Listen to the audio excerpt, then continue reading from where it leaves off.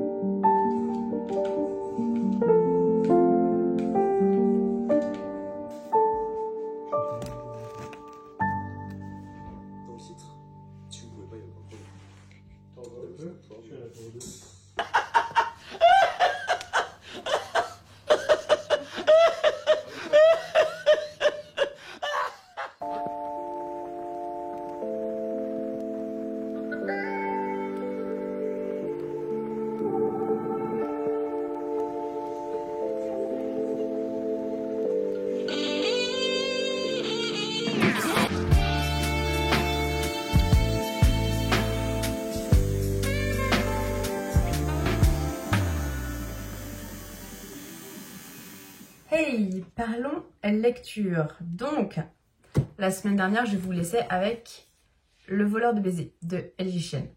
J'ai bien avancé. Il me reste 150 pages à peu près. Donc franchement, j'ai bien avancé. J'ai beaucoup lu pendant que Alex se faisait tatouer du coup. Donc finalement, c'était pas mal. Ça m'a permis de bien avancer puis de lire beaucoup d'une traite. En fait, c'était plutôt cool. Enfin, c'était cool d'avancer dans ma lecture. Mais je vais peut-être pas me faire des amis, en tout cas pour les gens qui ont apprécié cette lecture. Je suis allée voir sur Booknode, en fait, la note qu'il avait sur Booknode. Il a une très bonne note. Je crois qu'il a 8,5 voire 8,9 sur 10, une très bonne note. Et je ne comprends pas cette note, en fait. C'est-à-dire que, alors je veux pas dire que mon avis est unanime et que tout le monde devrait avoir mon avis, pas du tout. C'est juste que, pour moi, il y a trop de trucs qui me dérangent. Il y a trop de trucs qui me dérangent. Alors, ça va pas faire comme La vie en vrai, où La vie en vrai, je pouvais plus. Je l'ai abandonné, j'en pouvais plus. Là, je vais le finir, je sais que je vais le finir, parce qu'en plus, l'écriture est assez addictive, ça se lit bien et vite. Et j'ai quand même envie de voir où ça va nous mener. Voilà, c'est quand même... voilà. Je vais le terminer. Mais il y a beaucoup de choses qui me dérangent. Déjà, Wolf, donc le Love Interest, je ne l'aime pas.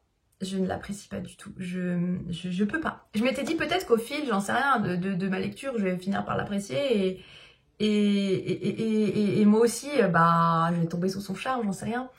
Non, non, ce n'est pas arrivé. Et je ne pense sincèrement pas que dans les 150 dernières pages, ça arrivera. Parce que même si parfois, il a des attentions qui sont un peu plus honorables, on va dire, envers Francesca, qui est la personnage principale,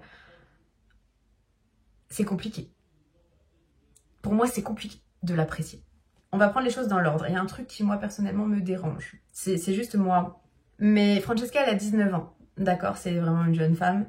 Et Wolf en a 30. Donc moi, déjà, un écart d'âge à cet âge-là, ça me pose un peu problème. On partait déjà pas très bien. Mais bon, après, je me suis dit, on sait jamais. Peut-être que ça va être bien fait et tout. Alors, c'est pas que c'est pas bien fait. Mais c'est juste que, voilà, Wolf nous rappelle quand même assez souvent que Francesca est une adolescente, selon lui, voilà. Alors oui, il le dénonce un petit peu dans le sens où bah, il dit que d'habitude, il sort avec des femmes plus matures, que bah, là, elle reste très jeune, gna, ils le disent. Mais bon, voilà. Enfin, ça, c'était le premier truc qui, je me suis dit, mince, ça part déjà pas très bien. Parce que voilà, comme je vous disais, les écarts d'âge, quand on a tout juste, elle avait 18 ans l'année dernière, hein, c'est un peu limite pour moi. Mais bon, soit. Et on ne peut pas dire que Wolf soit un pro du consentement. C'est pas ça, hein. C'est bah déjà le titre, voilà. En fait, ça aurait dû m'avertir, mais je sais pas. Je pensais pas que c'était comme ça. Et attendez, ce qui m'a fait rire, c'est qu'à un moment donné, je sais plus si j'ai mis un... J'ai dû mettre impossible parce que j'ai quand même... Oui, je vous spoil pas, hein, mais... Francesca qui parle et qui te dit « Malgré tous ses défauts, jamais il ne m'a forcé à quelque rapport physique que ce soit. » Alors, tu as dit ça page combien? Non, parce que, voilà, page 221, elle a dit ça. Et le nombre de fois où le gars... Enfin, je vais pas vous spoiler non plus, mais... Non, si, il y a plein de fois où il l'a touchée sans qu'elle le veuille, il l'a embrassée sans qu'elle le veuille, enfin bref, non, c'est non. Et elle, non, bah non, il n'a jamais fait ça, il me respecte. Et même lui, il est persuadé qu'il la respecte. Il est persuadé qu'il attend son feu vert. Alors oui, à un moment donné, il attend son feu vert, oui, mais c'est pas parce qu'à ce moment-là, t'as attendu son feu vert. Je sais pas, ça m'énerve. Enfin, je vous dis, je le lisais, donc je le lisais dans le salon de tatouage. J'étais là, mais il y avait les gars autour. J'étais là en mode, je me retenais pour ne pas lui gueuler dessus. J'en pouvais plus, sérieux. Bref, voilà. Donc non, que ce soit lui qui est, bah que j'aime pas. Francesca qui, bah par contre son personnage à Francesca est très bien fait. Enfin d'ailleurs, les personnages sont très bien faits parce que finalement, pour que je le déteste à ce point-là. Même si je pense qu'en fait, on n'est peut-être pas censé détester à ce point-là. Mais bon, Francesca est très bien faite parce qu'on arrive totalement à voir que c'est une jeune femme qui ne connaît rien à la vie. Voilà, elle a toujours été dans son cocon, là. Elle n'est jamais sortie avec un homme. Enfin bref, il y a tout un tas de trucs comme ça. C'est super bien fait parce qu'elle est très naïve. Du coup, elle pardonne hyper facilement. J'ai trouvé que c'était hyper rapide. Le Enemies to Lovers, justement, avait été switché d'un coup. Elle le déteste, elle ne veut pas le voir, elle ne peut pas, mais comme il lui fait quand même un petit peu d'effet, et ben la page d'après, ça y est, c'était bon. Elle s'était résignée et elle s'était rendue compte qu'en fait, oui, bah finalement, pourquoi pas coucher avec lui. C'était rapide, c'était archi rapide et ça m'a pas plu, du coup. Parce que à quel moment, en fait, non, c'est pas possible. Il faut que je me calme parce que j'ai l'impression que du coup, j'arrive pas à mettre mes idées en place dans ce que je voudrais vous raconter. Et du coup, ça n'a pas de sens. Bon, tout ça pour dire que j'ai pas terminé ce livre, mais je pense déjà savoir ce que j'en pense. Enfin, j'ai déjà mon avis là-dessus et... En fait, ça fait un petit peu comme avec Pestilence. Quand je vous ai parlé de Pestilence dans un ancien vlog, c'était pareil. C'était addictif. Je l'ai écouté jusqu'à la fin parce que je voulais savoir ce qu'il allait se passer et puis c'était addictif. Mais à la fin, j'ai pas aimé. J'ai pas aimé parce qu'il y a trop de trucs, ça m'a fait bégayer, vous voyez. Il y a trop de trucs qui m'ont posé problème et j'ai pas réussi à passer outre, en fait. Et en fait, je lisais ça, et je me disais, mais merde, est-ce que ça veut dire que, en fait, la romance c'est pas fait pour moi? C'est pas fait pour moi? Mais non, en fait.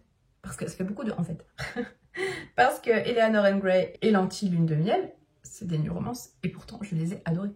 Je pense que en fait c'est quand le personnage principal je le trouve trop problématique, ça passe pas. Ça passe pas. Non. Donc bon.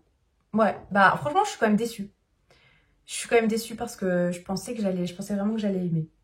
Mais bon, c'est pas grave, hein, c'est pas grave. Après, comme je vous dis, je le lirai et je le finirai, je veux dire. Et mine de rien, le fait que je veuille le finir, ça fait que je passe quand même du bon temps, on va dire. C'est hyper contradictoire de vous dire ça. Mais je passe du bon temps en lisant ce livre parce que l'histoire de fond m'intéresse, on va dire. Mais ça me plaît pas pour autant. Je sais pas si vous voyez ce que je veux dire, si ça vous est déjà arrivé avec un livre comme ça, c'est qu'en fait, bah, l'écriture, tout le fond de l'histoire vous intéresse, vous avez envie de savoir ce qui va se passer, pour autant vous aimez pas. Bon. On va passer sur une autre lecture que j'ai terminée hier. C'est Le Monde Perdu de Sir Arthur Conan Doyle. Alors, j'ai beaucoup aimé ce livre. Alors moi, personnellement, il faut savoir que j'adore tout ce qui est trait aux dinosaures, en fait. Enfin, on va dire que j'adore Jurassic Park. Vous voyez, le 1, le 2, le 3. Jurassic World un peu moins, mais Jurassic Park, j'ai trop aimé. Et du coup, quand j'ai vu Le Monde Perdu sur Audible, ben, j'ai trop voulu tenter. J'ai écouté un extrait, le narrateur, j'ai trop aimé. C'était trop bien. Donc j'ai vraiment adoré mon écoute. Il y avait un peu de tout dans cette histoire. C'est-à-dire qu'en fait, il y a de l'aventure. Alors, je vais peut-être vous dire de quoi ça parle avant. Mais on va suivre notre protagoniste qui va partir à une aventure parce qu'en fait il est amoureux d'une jeune fille qui va le repousser parce qu'elle va dire ouais en fait c'est pas que je te trouve pas beau, que tu m'attires pas ou gna gna gna, c'est juste qu'en fait j'aimerais être la femme de quelqu'un qui a accompli quelque chose dans sa vie, donc voilà, fait quelque chose d'important en fait. Donc en fait il va par amour du coup partir à l'aventure, donc il va aller à la rencontre du professeur Challenger qui affirme avoir découvert un monde perdu en fait en Amérique du Sud, un plateau où il y aurait des animaux, des choses qui sont censées avoir disparu, donc entre autres des dinosaures ou des choses qui n'existent pas. Et du coup ben il va y avoir toute une aventure parce qu'en fait ils vont partir donc explorer ce monde et tout, et ouais ce pays, cet endroit. Et on va tous les suivre, en fait, ils vont partir à 4, ils vont être 4 à partir. Et on va les suivre, ces 4 personnages, dans ce petit périple. Et j'ai vraiment beaucoup aimé. J'ai vraiment beaucoup aimé parce qu'il y avait de tout dans ce livre. Donc il y avait l'aventure, il y avait de l'humour, parce que vraiment, à des moments, je me marrais. Il y a aussi franchement, le narrateur, il y a des fois, je me marrais, parce qu'en fait, il y a un personnage que j'ai beaucoup aimé. Et je pense que, en fait, j'ai beaucoup aimé ce personnage grâce notamment au narrateur. C'est le personnage de Lord John Roxton d'ailleurs. Si jamais vous l'avez lu, peut-être que vous savez de qui je parle. J'ai vraiment beaucoup aimé.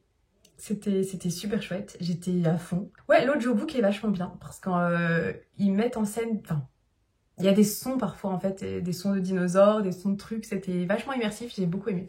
C'était vraiment une chouette... Ouais, c'était une chouette histoire. Et j'ai même eu des petits frissons à la fin quand c'est fini, quand ça s'est fini. C'était chouette. Ouais, c'était vraiment chouette. Rien à voir, mais je l'ai devant moi, alors je vous le montre. Je me suis acheté ça à Sephora. Attendez. Je l'ai trouvé trop cool. C'est un gel hydro. Et en fait, je m'étais toujours dit qu'il me faudrait un gel hydro dans mon sac, en petit format. Et j'étais jamais partie vraiment à la recherche de ce petit format-là. Et j'ai trouvé ça à Sephora. Et il y a le signe du Gémeaux. Bon, ben, je te ramasserai après. Je l'ai mis tout à l'heure. Ils sont trop bons. Ils sont... Bah, ça sent, il y a un fond de gel hydro, mais ça sent le bébé. Ça sent la crème pour bébé en fait. Vous savez, la Nivea un peu. Ça sent trop bon. Et après, je me suis dit, merde, j'aurais dû en prendre plusieurs. Donc je pense qu'en fait, je vais aller en racheter. Parce que je sais plus à combien il était. Ouais, je sais pas les prix des... Je sais pas les prix des gels hydro. Faudrait que je compare. Bref. Et du coup, j'ai pas encore choisi mon prochain audiobook parce que j'en ai toujours un en cours en fait. J'ai toujours une lecture physique et ou un e-book. Et un livre audio. J'ai toujours 2 lectures en cours sur 2 formats différents, en fait. Et j'ai pas encore choisi mon audiobook. Ça va être encore dur de choisir. There's a chance I'll never be one with my body, but there's a light on the surface of the path, water above me. I've been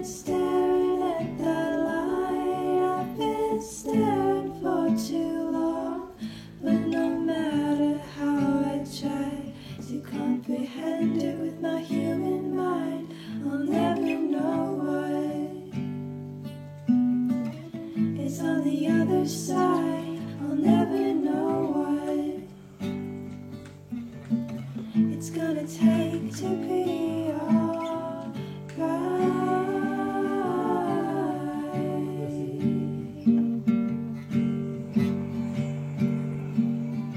There's a moment that I pause because you're thinking about me. There's a second that I wonder what you are would do without me.